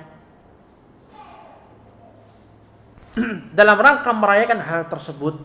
Yang notabene perkara itu adalah perkara yang tidak didasarkan pada kemaslahatan. Apa maslahatnya orang nyumut kembang api? Apa maslahatnya orang bakar-bakar? Hanya sekedar makan. Padahal kita tahu dalam Islam, Nabi mengajarkan tidak dibolehkannya, bahkan dibencinya seorang muslim bergadang atau begadang di malam hari hanya untuk ngobrol yang tidak ada maslahat dan manfaatnya. Anna Rasulullah sallallahu alaihi wasallam kana yakrahu an-nauma qabla al-isya wal haditha ba'daha. Bahwasanya Rasulullah alaihi salatu wasallam itu membenci tidur sebelum waktu isya. Mengapa? Karena dikhawatirkan itu orang akan luput dari mengerjakan sholat isya. Dan beliau itu membenci adanya obrolan setelah sholat isya, obrolan yang tidak ada faedah dan maslahatnya. Makanya Nabi yang mulia mengajarkan kita terkait dengan istirahat malam adalah di awal malam. Selesai mengerjakan sholat isya, beliau tidur. Nanti di tengah malam atau sepertiga malam terakhir, barulah beliau itu bangun untuk menegakkan sholat malam, bermunajat kepada Allah Subhanahu wa ta'ala. Ini yang diajarkan oleh Rasulullah alaihi salatu wassalam. Namun manakala kita melekkan, begadang hanya untuk menunggu pergantian tahun, maka kita terjatuh dalam hal yang sia-sia. Dan dalam ajaran Islam kita dapatkan min husni islamil mar'i tarkuhu ma la ya'ni. Di antara bentuk baiknya keislaman seorang muslim adalah meninggalkan perkara yang sia-sia, yang tidak ada manfaatnya sama sekali. Kemudian yang ketujuh, di antara bentuk kemungkaran yang terjadi pada perayaan tahun baru Masehi adalah semaraknya maksiat. Dari mulai berduaan, berkhalwat kepada orang yang tidak halal, pacaran, ikhtilatnya, sampai perzinaannya, sampai mabuk-mabukannya. Itu semua terjadi di malam itu.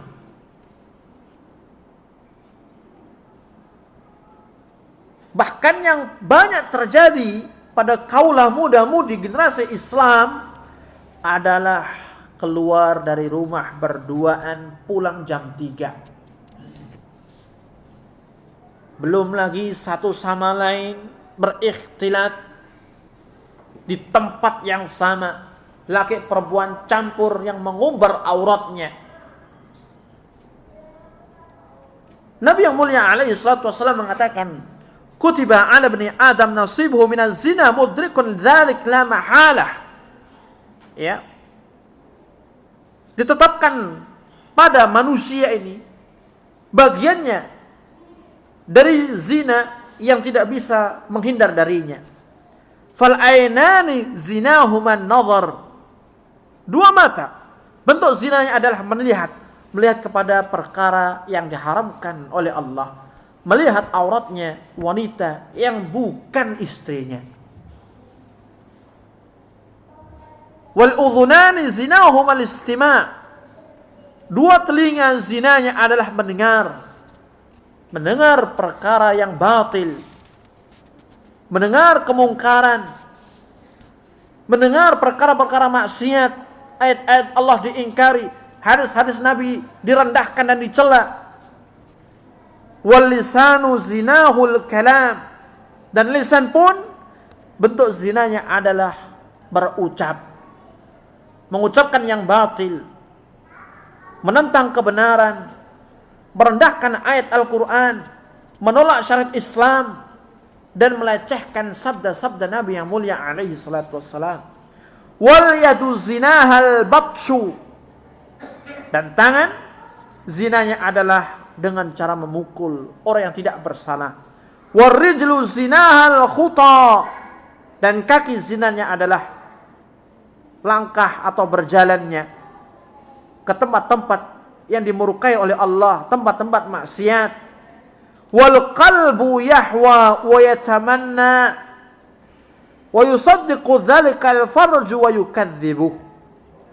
Dan hati itu zinanya adalah mengikuti syahwatnya, berangan-angan yang nantinya dibenarkan oleh kemaluannya atau ditolak olehnya.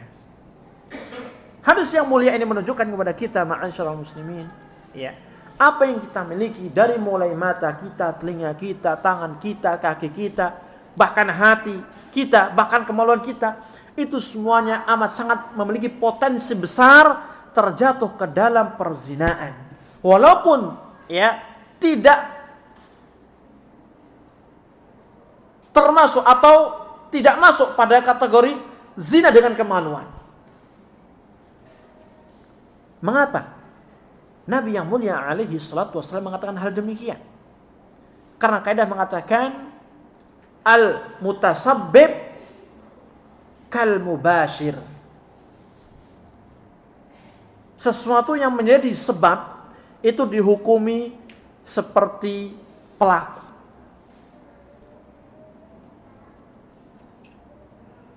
Contoh,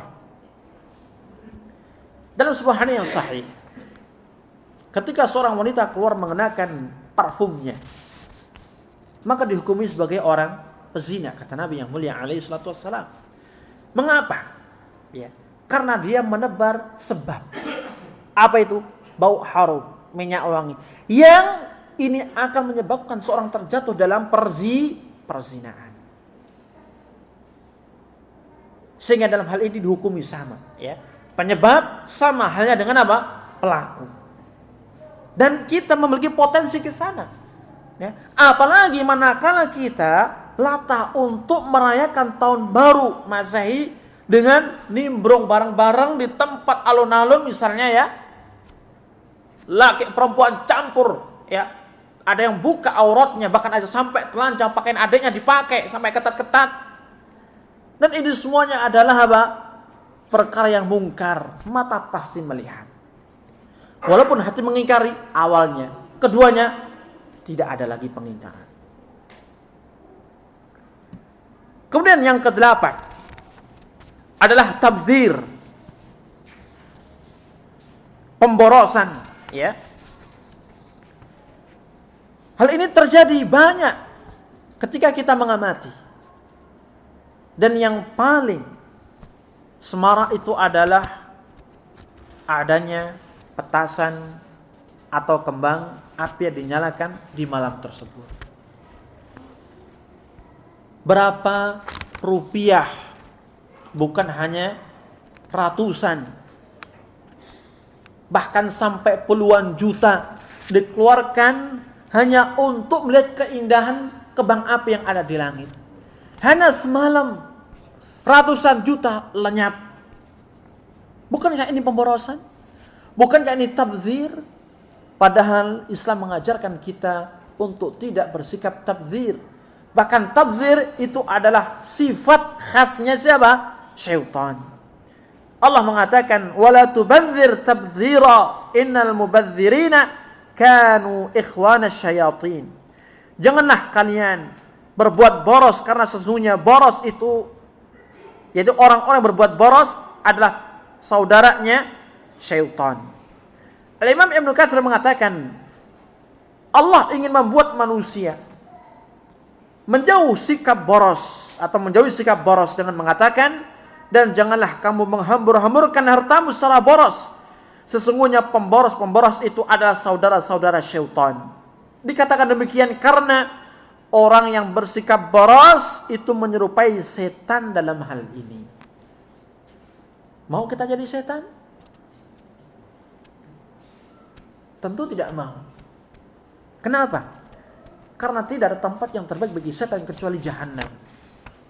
Dan apabila kita mengambil perangai dia, berarti kita menghalalkan diri kita untuk masuk ke dalam neraka jahanam. Wal'iyadu billah.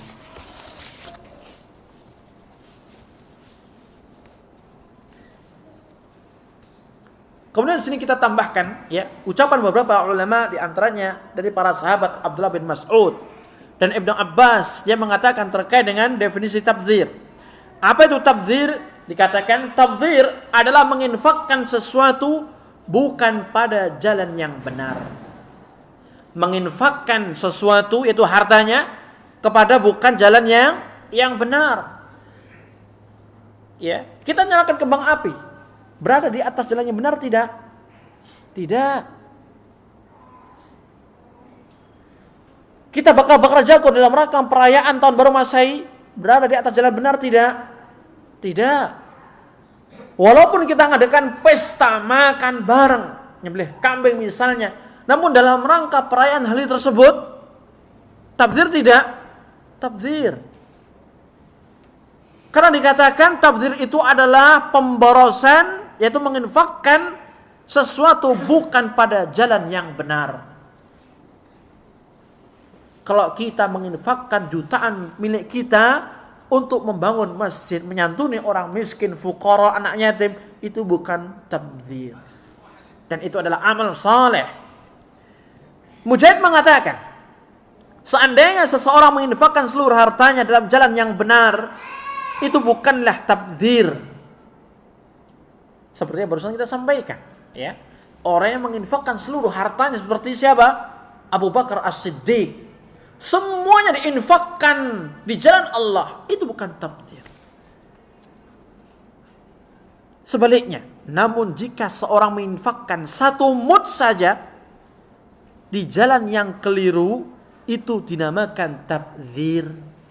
Walaupun kita menginfakkan 10 rupiah, ya, iuran kepada Pak RT kita dalam rangka menghidupkan nanti malam merayakan tahun baru, ini masuk kategori apa? Tabdzir. Bukan nilai yang menjadi barometer, akan tetapi dikemanakan uang itu. Enggak apa-apa Ustaz, 10.000 aja. Bukan itu masalahnya. Tapi di mana Anda menyedekahkan, menginfakkan harta itu? Kalau ternyata untuk merayakan malam tahun baru, maka itu tabdzir, dilarang dalam agama.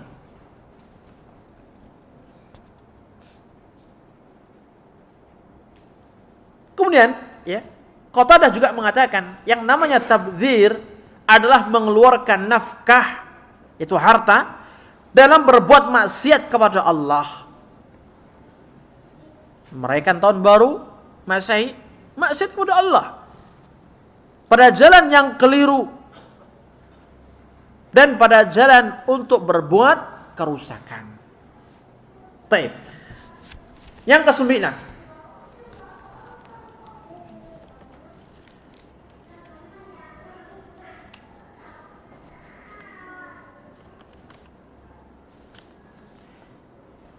di antara kemungkaran yang terjadi dalam perayaan malam tahun baru adalah mengganggu orang lain. Mengganggu orang lain. Dan ini bisa kita saksikan dari tahun ke tahun, ya. Berapa banyak kita terbangunkan hanya karena suara kembang api yang begitu menggelegar di langit. Berapa banyak anak-anak kecil kita nangis kekejangan karena mendengar suara tersebut. Apakah tidak terfikirkan oleh sebagian kita kaum muslimin akan hal ini? Belum lagi yang punya penyakit jantung bisa mati di malam itu.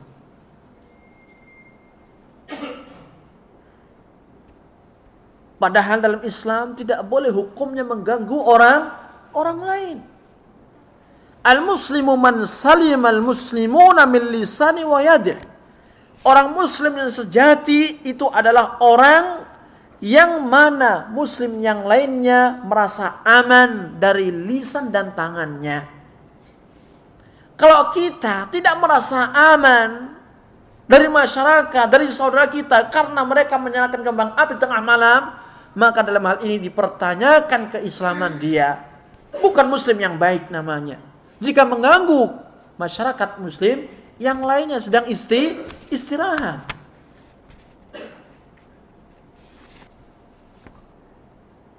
Ithmun fawqa ithim, dosa di atas dosa.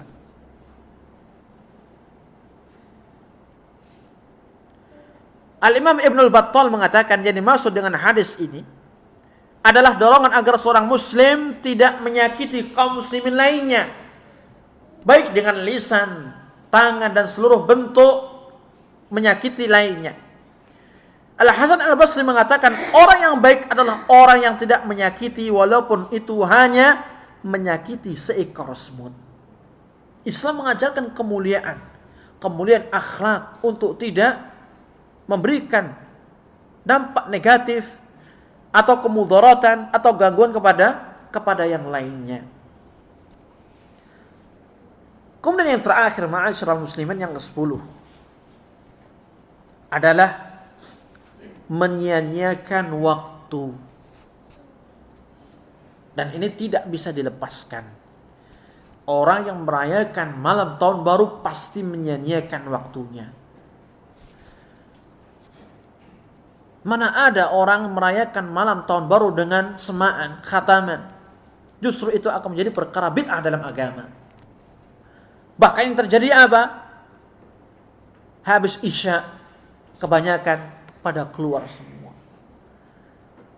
Yang masih jomblo ngajak temannya, ada lagi ngajak pacarnya keluar jadi satu di tempat tertentu, entah alun-alun atau perempatan jalan besar yang ditutup dan semisalnya, hanya sebatas untuk ngobrol dengan pembicaraan ngalor ngidul yang tidak ada arahnya. Itu minimal. Belum lagi yang diiringi dengan berbagai macam kemaksiatan, mabuk-mabukan, perzinaan, wa na'udzubillahi min dzalik. Waktu ini semuanya dari mulai jam 8 misalnya sampai subuh dipakai untuk hal yang sia-sia. Bahkan dipakai untuk kemaksiatan kepada Allah Subhanahu wa taala. Padahal kita nanti di akhirat akan ditanya tentang waktu tersebut. Yang muda-muda akan ditanya tentang usia mudanya. Dikemanakan usia muda nanti? Ya. La tazalu qadamu ibni Adam hatta yus'ala al-arba'. Tidak akan bergeser sedikit pun ya kaki manusia ini sampai dia ditanya terkait dengan 4 perkara yang diantaranya an syababihi fima ablah. Akan ditanya tentang masa mudanya, dikemanakan masa-masa itu ia pakai. Siapa yang berani menjawab saya pakai untuk merayakan malam tahun baru Masehi? Saya yakin tidak ada. Oleh karena itu, ma'asyiral muslimin, di dalam kita merayakan tahun baru Masehi tidak ada baiknya sama sekali. Semuanya kemungkaran di atas kemungkaran. Al-Imam Ibnul Qayyim mengatakan di sini, ketahuilah bahwa menyanyiakan waktu lebih jelek dari kematian. Bagaimana bisa? Menyanyiakan waktu ini lebih jelek daripada kematian. Dikatakan oleh beliau rahimahullah ta'ala, menyanyiakan waktu akan memutusmu ya, atau membuatmu lalai dari Allah dan negeri akhirat. Orang kalau sedang ngobrol sana sini, lupa dari zikir kepada Allah, lupa kepada Allah, lupa untuk mempersiapkan apa? Akhiratnya. Sedangkan kematian itu hanya memutuskanmu dari dunia dan penghuninya. Makanya dikatakan menyanyiakan waktu itu lebih parah daripada kematian, lebih buruk dan jelek. Kenapa? Karena seorang muslim yang dicari dalam hidupnya apa? Menambahkan ibadah kepada Allah, selalu mengingat Allah dan menambah apa? Bekal untuk hari akhirat. Jika dia lalai menggunakan waktu pada hal yang sia-sia, berarti dia memutus hal itu. Rugi tidak? Rugi. Adapun kematian hanya memutus dia dari apa? Dari dunianya. Selesai. Ya, barangkali ini yang bisa kita sampaikan pas 5 menit. Mungkin ada pertanyaan dari para jamaah sekalian, kami persilahkan.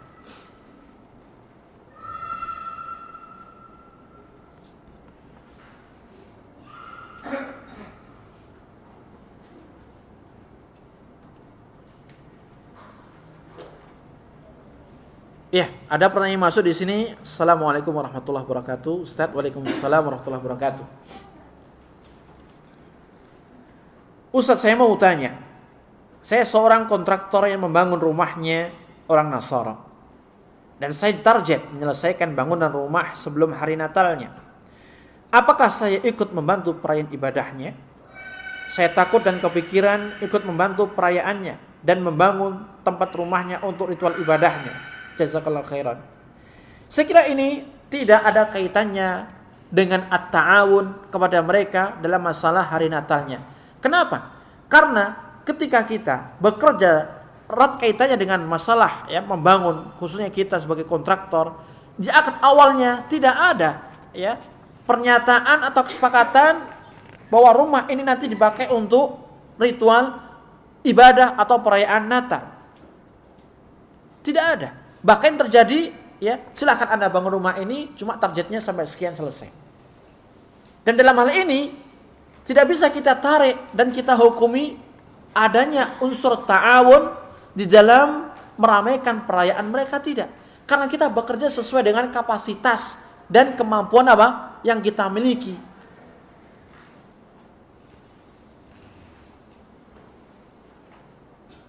Allah Ta'ala a'lam bishawab.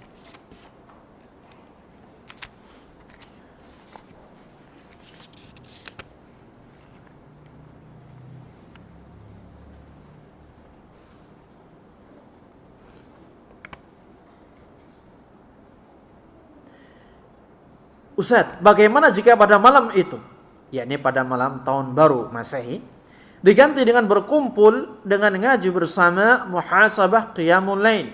Maka kita katakan justru kita akan masuk dalam lubang yang lain.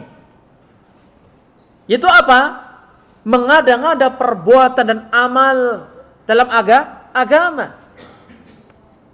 Mengapa kita khususkan malam itu? Kalau seandainya kita ingin qiyamul lail, mabit misalnya, muhasabah atau semisalnya, mengapa kita khususkan di malam itu? Mengapa tidak malam-malam yang lainnya? Manakala kita mengkhususkan malam itu hanya untuk ini, maka itu tidak dibenarkan dalam Islam. Apakah termasuk mengikuti kaum kufur atau ini dibolehkan? Jelas tadi tidak dibolehkan. Adapun mengikuti kaum kufur, ya, maka di sini dikatakan setidaknya dia terjatuh dalam kebid'ahan. Itu setidaknya. Walaupun tidak menutup kemungkinan ketika dia juga menghidupkan malam itu. Ya, walaupun ya dengan nuansa Islami, namun di waktu yang sama masih terkait dengan tasyabuh kepada mereka.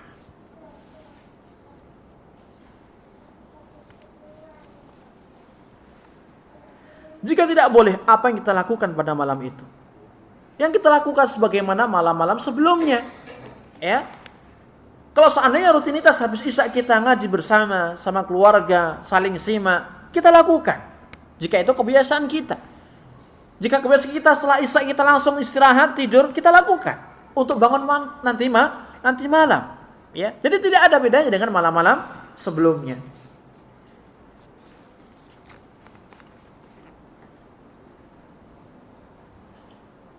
Ustaz, apabila salah seorang muslim telah bertasyabuh, apakah dia mutlak dikatakan murtad dari Islam? Tidak. Ya. Perlu kita ketahui hukum itu ada dua. Menyangkut perbuatan dan menyangkut pelaku. Ya. Menyangkut perbuatan dan menyangkut pelaku. Dan inilah ajaran ahlu sunnah wal jamaah. Contoh. Kita melihat ada orang yang sujud, rukuk di depan pohon beringin. Setiap malam Jumat Kliwon misalnya. Kita tahu sujud dan ruku adalah ibadah. Apakah kita katakan orang ini musyrik, murtad dari Islam, kufur? Tidak. Kita katakan perbuatan ini syirik, kufur. Namun orangnya bisa jadi dia jahil. Bisa jadi dia punya syubhat. Bisa jadi dia belum tahu ilmu. Maka dikatakan hukum perbuatan berbeda dengan hukum pelaku. Orang yang terjatuh dalam tasyabbuh, kita katakan perbuatannya haram. Bagaimana dengan pelakunya? Apakah dia keluar dari Islam ketika dia bertasyabbuh dengan orang kufar? Tidak. Bisa jadi dia orang yang jahil tadi. Bisa jadi dia punya syubhat, kerancuan dalam alam pikirnya. Dan seterusnya. Makanya ahlu sunnah wal jamaah, mereka adalah orang yang sangat berhati-hati di dalam memberikan vonis kufur, syirik, atau yang semisalnya kepada ahli kiblat. Karena di sana ada istilah takfirul mutlak wa takfirul muayyan. Pengkufuran secara mutlak dan pengkufuran kepada individu tertentu. Hukum-hukum yang kita jumpai dalam agama kita, baik dalam Al-Quran maupun hadis-hadis Nabi, yang berbicara ini syirik, ini kufur, ini bid'ah, itu semuanya secara umum. Tidak tertuju kepada A, B, C. Tidak. Dan juga kebanyakan itu berbicara hukum perbuatan, bukan apa? Pelaku yang melakukan perbuatan tersebut.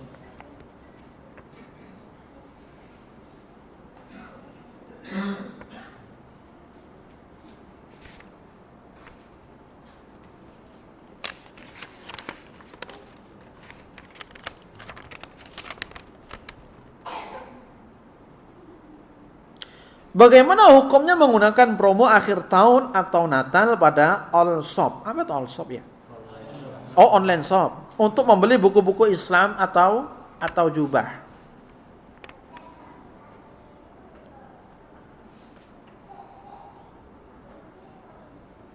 Ada kaitannya dalam hal ini? Ada kaitannya dalam masalah perayaan? Ada?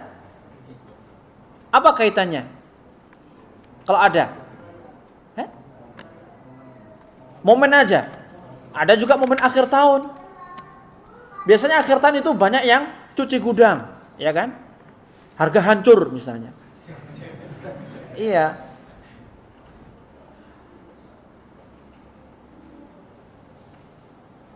Ini sebenarnya merupakan ya trik marketing aja bagi mereka ya pembisnis untuk apa?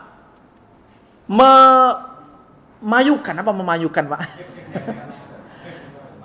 Memasarkan ya barang dagangannya.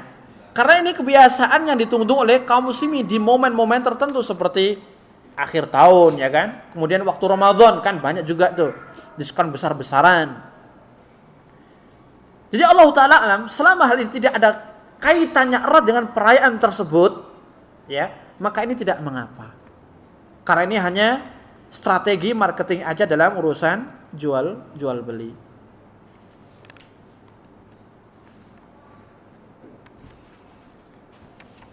Ustaz, saya paham ikhtilat itu haram, tapi tidak mengerti dalilnya.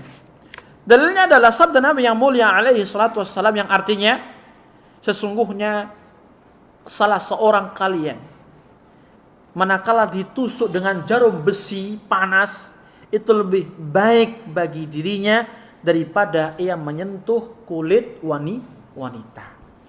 Kata para ulama, hadis tersebut menunjukkan haramnya ikhtilat antara laki perempuan. Kenapa? Karena ikhtilat adalah sebab bersentuhannya kulit laki perempuan.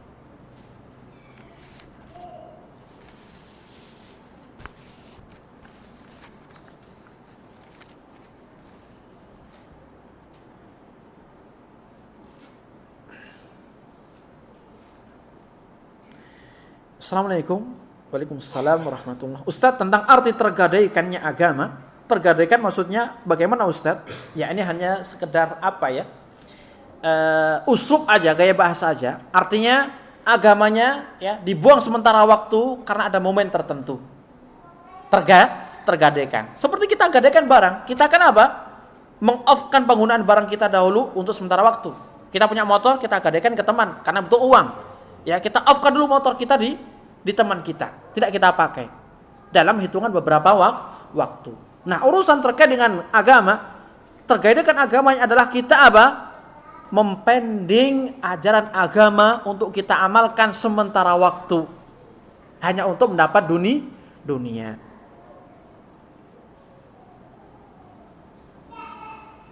Dan hukumnya berdagang dimakan di malam tahun baru tempat berkumpulnya orang-orang apa haram.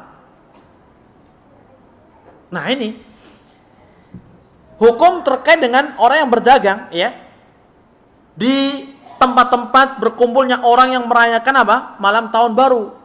Dan ini merupakan salah satu bentuk ta'awun ya dalam merayakan tahun baru.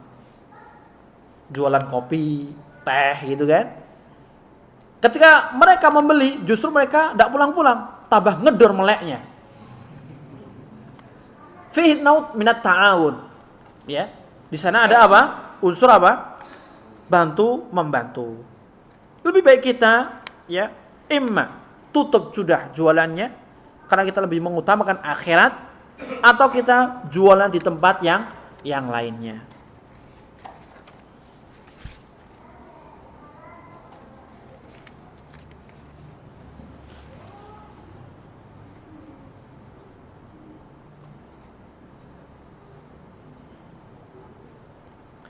Assalamualaikum waalaikumsalam warahmatullahi wabarakatuh. Mami ana masih beragama Kristen. Hadahallahu azza wajal. Dan menjelang Natal ini ana sebagai anak sering dimintai tolong untuk membantu persiapan Natal. Ana sudah tahu hukumnya haram. Tapi bagaimana sikap atau akhlak ana agar tidak dicap durhaka atau menyakiti hati orang tua? Sikap yang tepat tidak boleh membantu. Apakah itu durhaka? Tidak. Tidak ada ketaatan kepada orang tua ketika mereka bermaksiat kepada Allah. Kalau maksiat saja tidak boleh, apalagi sampai ranah syirik. Tidak boleh. Wa in jahadaka ala an tusyrika bi syai'a fala tuti'huma. Apabila keduanya memaksamu untuk melakukan kesyirikan kepada aku, apa kata Allah? Janganlah kamu taat kepada keduanya. Makanya tadi kita katakan urusan akidah itu adalah harga mati yang tidak bisa kita remehkan. Karena akidah Islam adalah benar. Dan selain akidah Islam adalah batil. Oleh karena itu, ya dalam hal ini tidak boleh bagi kita untuk membantu walaupun itu ibu kita, walaupun bapak kita sendiri, manakala mereka meminta tolong untuk merayakan hari besar kesyirikan mereka karena bertentangan dengan keyakinan kita. Adapun urusan dunia yang lainnya, maka tidak mengapa dalam hal ini. Dan bukanlah termasuk anak durhaka manakala dia tidak mau membantu ya untuk persiapan hari Natal.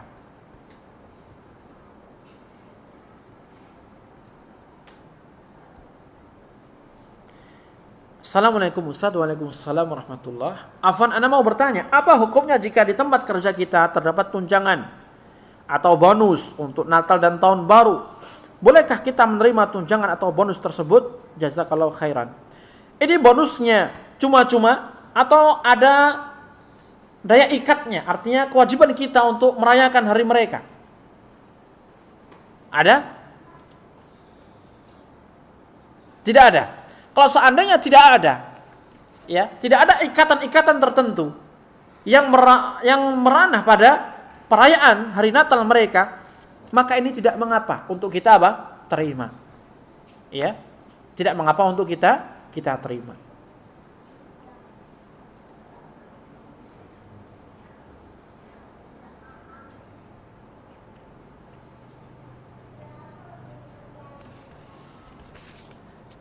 Baik, berikutnya. Assalamualaikum Ustaz. Waalaikumsalam warahmatullah. Saya mau bertanya, nenek dari ayah saya Nasrani, tanggal 25 besok menyuruh anak-anak cucunya yang muslim datang untuk makan-makan dan berkumpul satu keluarga. Apakah haram makanan yang disajikan untuk disantap dan bagaimana cara menolaknya secara halus? Jazakallahu khairan. Ini sebenarnya sama ya hukumnya terkait dengan pertanyaan sebelumnya. Asal muasal makanan selama itu tidak diperuntukkan kepada sesembahan selain Allah atau dalam tanda kutip sesaji, maka itu kembali ke hukum asal, yaitu boleh. Boleh. Yang tidak boleh di sini adalah kita datangnya di tanggal tersebut untuk makan-makannya itu. Kenapa? Karena ketika kita datang, ya, di tanggal 25 tersebut berarti di sini kita ikut meramaikan hari itu. Ini yang tidak boleh. Adapun makannya boleh kita makan. Makanya kalau seandainya demikian, maka mintalah untuk ditunda 2 hari setelahnya, ya, 27 atau 28 misalnya, untuk menghindari apa? Hari yang diagungkan oleh umat Kristiani tersebut.